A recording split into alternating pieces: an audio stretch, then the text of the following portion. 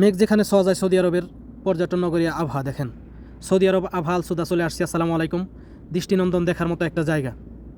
এখানে আসলে অনেকটা ভালো লাগে। আমি প্রত্যেক বছর একবার আসি ঘুরতে এখানে। সৌদি আরব আভা আল সুদা দেখেন, এইগুলা রাস্তাটা দেখতে বিশাল আকারের একটা সাপের মতো দেখা যাইতেছে। এত নিচের থেকে উপরে উঠছে। যখন আপনি নিচে থেকে উপরে উঠবেন শুধু উঠতেই থাকবেন, রাস্তা আর শেষ হয় না, এত উপরে। দেখেই বোঝা যাইতেছে নিচের গাড়িগুলো কত ছোট ছোট দেখা যাইতেছে। দুই পাশে দুইটা রাস্তা, ওই পাশেরটাও বিশাল আকারের রাস্তা, কিন্তু এখান থেকে দেখতে একদম ছোট দেখা যাইতেছে।